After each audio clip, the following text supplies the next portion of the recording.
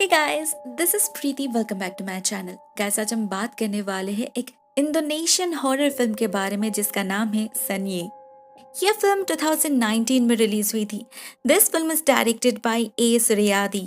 IMDb पर इसका rating है 6.4 आउट ऑफ 10 और 95% गूगल यूजर ने इसे लाइक किया है।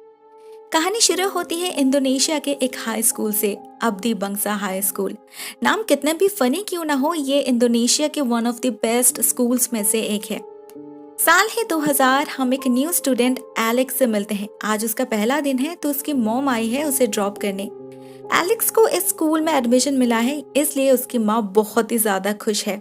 अगर एलेक्स ने अच्छा परफॉर्म किया तो उसका तो करियर सेट है। उसके पापा भी इसी स्कूल में पढ़ते थे। भले ही वो अभी इस दुनिया में नहीं है, मगर वो भी हमेशा चाहते थे कि एलेक्स भी इसी स्कूल में पढ़े। एलेक्स उनका सपना पूरा करना चाहता है, मगर इस स्कूल के बारे में उसे कुछ अजीब से रूमर्स पता चला है अपने एक दोस्त के ब्रदर से, जो इसी स्कूल का एक स्टूडेंट है।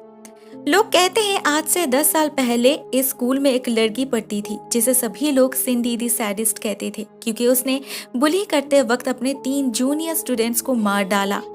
बहुत सारे लोग इस कहानी को जानते हैं, मानते हैं, और इस स्कूल में रैगिंग होता भी है, ये भी सबको पता है, मगर कोई डायरेक्टली कुछ नहीं कहता। इसीलिए एलेक्स को थोड़ा सा डर लग रहा है, मगर उसकी माँ उसे हौसला देती है और एलेक्स भी स्कूल के अंदर कदम रखता है। दूसरी तरफ हम इस स्कूल के 3 सीनियर स्टूडेंट्स से मिलते हैं, एरिका, फारी और एंड्रे। ये लोग अभी सेकेंड ईयर में हैं, तो एलेक्स जैसे फर्स्ट ईयर स्टूडेंट्स का फर्स्ट क्लास वो ही लेने वाले हैं। उन्हें स्कूल के एज ओल्ड ट्रेडिशन से रूबरू जो करना है, तो वो सभी न्यू कमर्स को हॉल में बुलाते हैं। इस ट्रेडिशन के अनुसार फर्स्ट ईयर में पढ़ने वाले हर एक स्टूडेंट स्लेव होता है, सेकेंड ईयर में उन्हें ह्यूमन कहा जाता है, एंड इन थर्ड ईयर वो लोग राजा बन जाते हैं। इन तीनों में से सबसे ज्यादा टफ होता है फर्स्ट ईयर। उन्हें सीनियर स्टूडेंट्स की हर एक बात माननी पड़ती है। कुछ भी करने के लिए कहा जाए, उन्हें अपना काम छोड़कर उनका काम सबसे पहले पूरा करना पड़ता है। कोई भी जूनियर स्टूडेंट किसी भी सीनियर की तरफ आंख उठाकर नहीं देख सकता, उनके मुंह पर कुछ नहीं कह सकता, उनसे आर्ग्यू नहीं कर सकता। जब भी किसी सीनियर से सामना होगा, हर एक जूनियर को उनके सामने झुककर उन्हें सलाम करना होगा। अगर सीधे शब्द में कहा जाए तो उन्हें पूरा 1 साल गुलाम बनकर रहना होगा। उनकी कोई औकात ही नहीं रहेगी। इसके अलावा भी वो लोग लाइब्रेरी में जा नहीं सकते, कैफेटेरिया में घुस नहीं सकते, इवन बाथरूम तक यूज नहीं कर सकते। उनके हर एक चीज पर सीनियर्स का हक होगा, मतलब ना वो अपने मर्जी से कहीं जा सकते हैं, ना कुछ खा सकते हैं, ना शांति से कहीं पर किसी से बात कर सकते हैं। इस स्कूल में बस कुछ ही दिन के अंदर एलेक्स की जिंदगी तो कम्प्लीटली नरक बन चुकी थी। उसका तो मन कर रहा था कि वो यहाँ से भाग जाए और अपनी माँ को सब कुछ बता दे, मगर वो भी नियम के खिलाफ है। अगर वो ऐसा करेगा तो उसे स्कूल के ग्रुप से निकाल दिया जाएगा, उसे किसी भी तरह की बेनिफिट्स नहीं मिलेगी, ना उसे स्कूल के ऑनरेबल एक स्टूडेंट्स के लिस्ट में प्लेस मिलेगा। स्कूल के प्रिंसिपल, टीचर्स, कोच सभी को इस हॉरिबल ट्रेडिशन के बारे में पता था, मगर ये जैसे एक सुपरस्टिशन बन चुका था कि इसी ट्रेडिशन के वजह से ये school one of the best school में से गिना जाता है। तो वो भी सब कुछ जानकर भी कुछ नहीं कह सकते थे। यहाँ पर सिर्फ और सिर्फ सीनियर्स का राज चलता है। एलेक्स किसी तरह से इस जिंदगी से कोप अप करने की कोशिश कर ही रहा था। इसी बीच उसकी मुलाकात होती है मैगी नाम के एक लड़की से। हालांकि वो लोग दोनों अलग अलग सेक्शन में पढ़ते हैं, मगर हर रोज प्रेयर हॉल में, कॉरिडोर में वो लोग मिलते ही रहते थे और ऐसे ही वो लोग दोस्त बन जाते हैं। एक्चुअली एलेक्स मैगी को पसंद करने लगा था। उधर इन सीनियर्स का रैगिंग तो जारी था। एक दिन एक हादसा होता है। फारी एलेक्स को लेकर एक रूम में जाता है जहां ऑलरेडी एरिका और एंड्रे प्रेजेंट थे। उन्हें पता चला है एलेक्स के पिता एक वर्ल्ड फेमस साइकिक थे जो स्पिरिट्स को देख सकते थे, तो उन्हें लगता है कि एलेक्स में भी शायद ऐसी कोई शक्ति होगी। वो एलेक्स को एक पेपर और पेंसिल देते हैं और इस स्कूल में सैडिस्ट सिंडी के वजह से जिन 3 लड़कियों को सुसाइड करना पड़ा था, उनके आत्मा को बुलाने के लिए फोर्स करते हैं। एलेक्स उन्हें समझाने की बहुत कोशिश करता है कि वो ये नहीं कर सकता, लेकिन उनके फोर्स करने पर उसे उन 3 आत्माओं को बुलाना ही पड़ता है।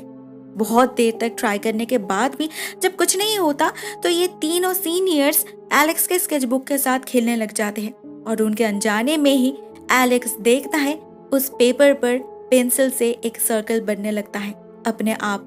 मतलब उन तीनों में से कोई ना कोई आत्मा इस स्कूल में पहुंच चुकी है। मगर इन 3 सीनियर्स को तो सब कुछ मजाक लग रहा था।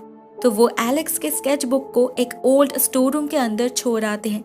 ये वही स्टोर रूम है जिसके अंदर उन तीनों में से एक लड़की ने सुसाइड की थी, सिंडी के हाथ से बचने के लिए। ये स्केच बुक एलेक्स के पिता का लास्ट गिफ्ट था, तो वो इसे खोना नहीं चाहता था। इसीलिए डरते हुए भी वो उस रूम में घुसता है, चारों तरफ देखता है और एक कॉर्नर में उसे अपनी बुक दिखती है। लेकिन जैसे ही वो उसे लेने जाता है, उसे वहां पर एक आत्मा दिखती है, तो उस किताब को लिए बगैर ही उसे भागना पड़ता है। नेक्स्ट डे जब वो बास्केटबॉल कोर्ट में अकेला था, तब अचानक से ही बिजली चली जाती है और अंधेरे कोर्ट में एक बॉल खुद से ही ड्रॉप करने लगता है। जब एलेक्स इधर उधर देखता है तो उसे वहां भी वो आत्माएं दिखती है। वो इतना ज्यादा डर जाता है कि वो कॉरिडोर से भागने लगता है और डायरेक्टली जाके गिरता है फारी के ऊपर। एलेक्स उन्हें बताने की कोशिश करता है कि वो आत्माएं स्कूल में आ चुकी है, उसे हॉन्ट कर रही है, मगर फारी कुछ सुने बिना ही उसे मारने लगता है, वो भी मैगी के सामने ही। एलेक्स की हालत तो खराब हो ही चुकी थी, साथ में उसका प्रेस्टीज भी पंक्चर हो चुका था। असल में फारी एक बहुत इंपॉर्टेंट काम करने जा रहा था।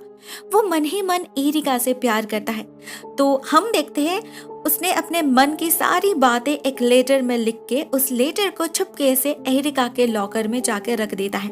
वो बहुत ही ज्यादा एक्साइटेड था इस चीज को लेकर, तो इसके बीच इस सबसे उसका सारा मूड स्पॉइल हो चुका था, इसीलिए गुस्से में वो खुद को कंट्रोल नहीं कर पाया। नेक्स्ट डे जब वो क्लास में था, उसके साथ कुछ अजीब से हादसे होने लगते हैं।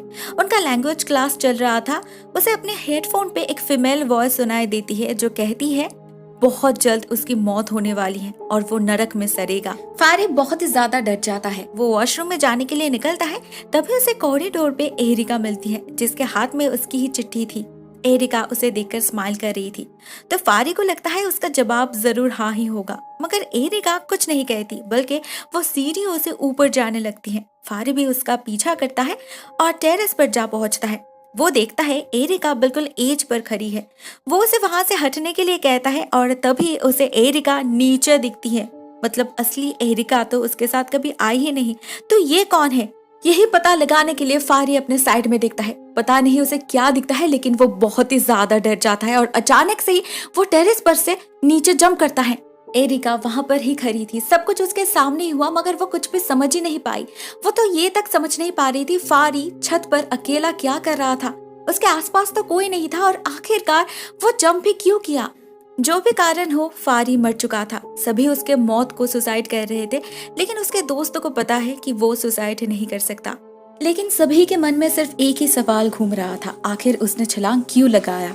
इसका जवाब सिर्फ और सिर्फ एलेक्स के पास ही था, क्योंकि फारी के छलांग लगाने के बाद उसने उस छत पर उन 3 आत्माओं को देखा था, मगर ये राज वो किसी से कह नहीं सकता। उसे पता है कोई उसके इन फिजूल के बातों पर बिलीव नहीं करेगा। एक बार वो इस सब कुछ से तंग आकर स्कूल से भागने की कोशिश करता है, मगर मैगी उसे रोक लेती है। वो उसके स्केच बुक को भी वापस करती है। लगता है मैगी भी एलेक्स को पसंद करने लगी थी। एक दिन एलेक्स उसे इन स्पिरिट्स के बारे में बताने की कोशिश करता है, कैसे उसने इन सीनियर्स के फोर्स करने पर उन्हें बुलाया था, तब से वो उसे हॉन्ट कर रहे हैं। इवन शायद फारी के मौत का कारण भी वही है, मगर मैगी तक उस पर बिलीव नहीं करती। उस दिन वो दोनों जब एक साथ अपने अपने क्लास के तरफ लौट रहे थे, तो एलेक्स को फिर से एक बार एरिका और एड्रे ह्यूमिलेट करते हैं। असल में इन स्लेव्स को कभी कभी अपने सीनियर के प्रोजेक्ट्स और असाइनमेंट्स पूरा करना पड़ता है। एरिका ने एलेक्स को अपनी हिस्ट्री प्रोजेक्ट पूरा करने के लिए दी थी, मगर समय कम मिलने के कारण उसने कुछ गलती कर दी और एरिका को कम मार्क्स मिल गया। एरिका बहुत नाराज हो चुकी थी, ऊपर से फारी को लेकर वो बहुत ही ज्यादा अपसेट भी थी, तो वो अपना सारा फ्रस्ट्रेशन एलेक्स पर निकालती है।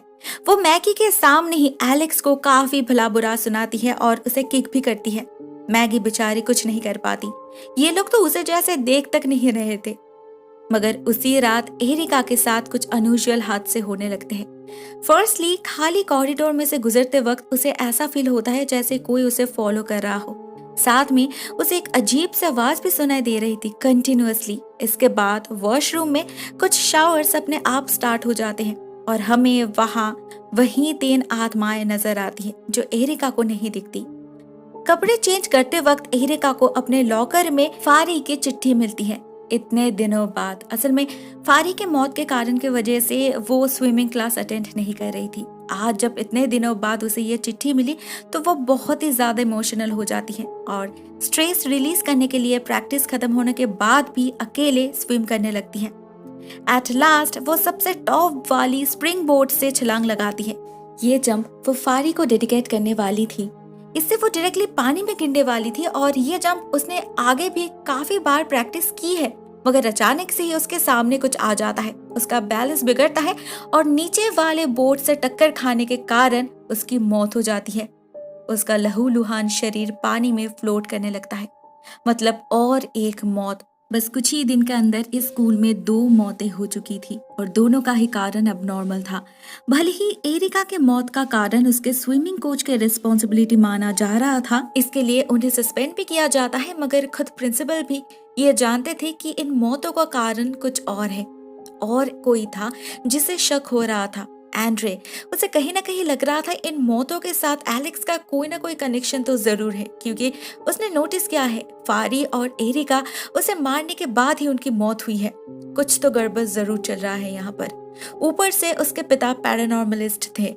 वो ये बात अपने कोच से भी जाके कहता है, मगर उनकी तो छुट्टी हो चुकी है, वो तो कुछ नहीं कर सकते। मगर जाते जाते वो एंड्रे के दिमाग में एक बात जरूर भर के जाते हैं कि शायद एलेक्स उसके पिता की तरह ही साइकिक है।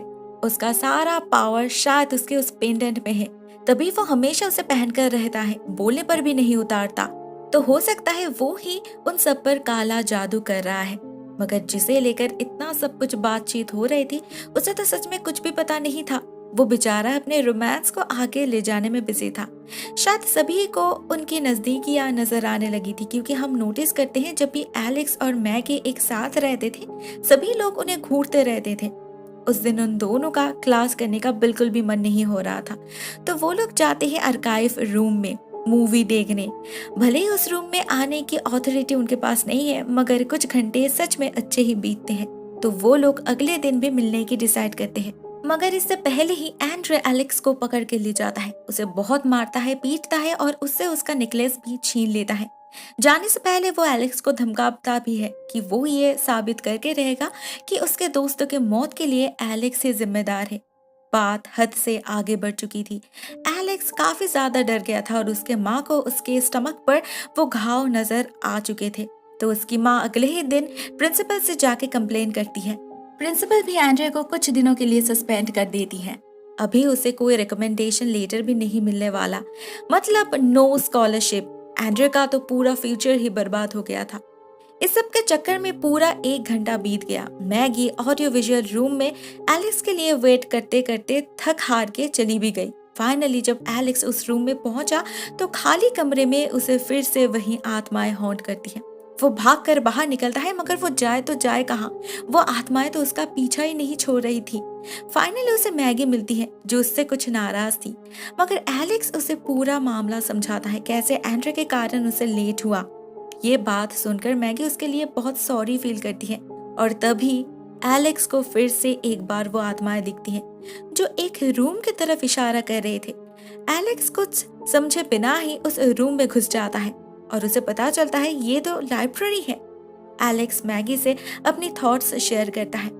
ये आत्माएं उसके बुलाने पर ही यहाँ पर आए हैं और उनके आने के बाद से ऑलरेडी 2 मौतें हो चुकी है। अभी भी वो आत्माएं कॉन्स्टेंटली उसे हॉन्ट कर रही हैं। तो एलेक्स को लगता है ये तीनों उससे कुछ कहने की कोशिश कर रहे हैं। उनका इशारा लाइब्रेरी की तरफ था, तो शायद इसका जवाब, ये राज इसी लाइब्रेरी में छुपा हुआ है। एलेक्स डिसाइड करता है वो आज रात स्कूल खत्म होने के बाद इस जवाब को ढूंढेगा, क्योंकि नॉर्मली वो लाइब्रेरी में तो घुस नहीं सकता, अलाउ नहीं है ना स्लेव्स के लिए। तो वो स्कूल खत्म होने का वेट करने लगता है, मगर उसे तो पता ही नहीं था कि उधर कोई और भी है जो उसके लिए वेट कर रहा है। हम देखते हैं स्कूल खत्म होने के बाद एंड्रे एक रेंच लेकर बिल्डिंग में घुस जाता है और एलेक्स को ढूंढने लगता है।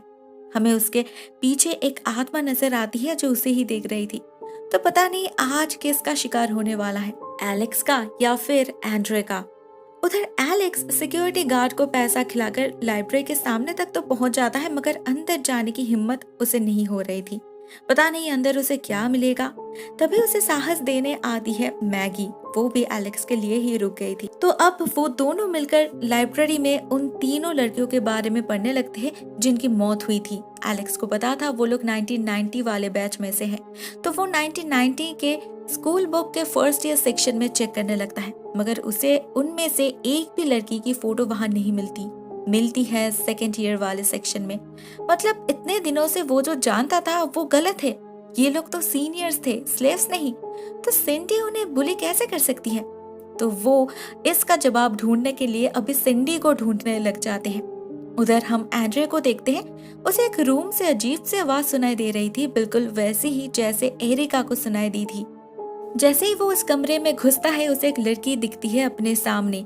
जैसे ही वो एंड्रे के तरफ देखती है हमें पता चलता है ये तो एक आत्मा है, और वो भी मैगी की। यहाँ पर ही इस फिल्म की क्लाइमैक्स रिवील होती है। हमें पता चलता है कि मैगी असल में मर चुकी है और उसने ही फारी और एरिका का खून भी किया है। अभी वो एंड्रे को भी मारने वाली है। मैगी ही है दी सैडेस्ट सिंडी। उसका पूरा नाम है मार्गरेट सिंडी रियाना। उधर एलेक्स को भी उसके सच्चाई के बारे में पता चल जाता है, पहले उस स्कूल बुक से और बाद में उन तीनों आत्माओं से जो इतने दिनों से उसका पीछा सिर्फ इसीलिए कर रहे थे क्योंकि उसे सच बताना था। सच यही है कि सिंडी ने कभी उनका रैगिंग की ही नहीं, वो तो एक स्लेव थी, बल्कि ये तीनों लड़कियां उसे बहुत परेशान किया करते थे। सिंडी एस्थमा की पेशेंट थी और ये लोग उसे लंबा समय तक भगाते रहते थे। एक दिन ऐसे ही जब उसे ब्रीदिंग प्रॉब्लम होने लगी तो इन तीनों लड़कियों ने उसे उसका इनहेलर तक नहीं दी, जिसके कारण सिंडी की मौत हो गई। इसे तो एक्सीडेंट का नाम देकर कवर करने की कोशिश की गई, मगर सिंडी की आत्मा भी चुप नहीं बैठी। वो इन तीनों लड़कियों की जान ले ली। तब से सभी उसे गलत समझने लगे क्योंकि किसी को पूरी कहानी तो पता नहीं थी। सिंडी की आत्मा इसी स्कूल में भटकती रही अकेली। आज इतने सालों बाद जब एलेक्स स्कूल में आया तो उसे एक दोस्त मिला, क्योंकि एलेक्स के पास अपने पिता की ही तरह स्पिरिट्स को देखने की शक्ति थी। अनजाने में ही एलेक्स उसके प्यार में पड़ गया और सिंडी भी उससे प्यार करने लगी। तो जब उसने देखा फारी, एरिका और एंड्रे उसे टॉर्चर कर रहे हैं बिल्कुल जैसे वो तीनों लड़कियां उसे किया करते थे, तो उसने एक एक करके इन्हें मार डाला। आज वो फाइनली एंड्रे को भी मारने आई है, मगर एलेक्स उसे रोक लेता है। वो उसे समझाने लगता है कि ये लोग कितने भी खराब क्यों ना हो, सिंडी को उन्हें मारना नहीं चाहिए था। उसने अपना बदला तो ले लिया, अभी उसे शांत हो जाना चाहिए। एंड्रे को पनिशमेंट स्कूल से मिलेगा। मगर सिंडी गुस्से में पागल हो चुकी थी। वो एंड्रे को हवा में उठाती है और फैन के पास ले जाने लगती है। उसका गला फैन के रनिंग ब्लेड से बस कुछ ही दूरी पर था। तभी एलेक्स सिंडी से कहता है कि एनफ मौतें हो चुकी है और नहीं, अभी वो मेक श्योर करेगा कि इस स्कूल में और कोई मौत ना हो और कोई किसी को बुली ना करे। सीनियर जूनियर में किसी तरह की कोई डिस्क्रिमिनेशन ना रहे। अभी से किसी पर भी टॉर्चर नहीं किया जाएगा। ये बात सुनकर फाइनली सिंडी की आत्मा शांत हो जाती है और वहां से गायब हो जाती है। उस रात के बाद देखते देखते 1 साल बीत जाते हैं। हम एलेक्स को देखते हैं जूनियर्स की क्लास लेते हुए, मगर ये एक फ्रेंडली क्लास है, कोई जोर जबरदस्ती नहीं है। अभी भी सिंडी की आत्मा इसी स्कूल में है। अभी भी एलेक्स उसे देख सकता है, मगर वो फिर कभी अपने उस भयानक रूप में वापस नहीं गई। जाने की जरूरत ही नहीं पड़ी। दोस्तों, ये कहानी यहीं पर एंड हो जाती है। आशा करती हूँ आपको ये वीडियो पसंद आई होगी। आज के लिए इतना ही दोस्तों, बहुत जल्द मिलते हैं एक नए वीडियो के साथ। तब तक के लिए टेक केयर, टाटा।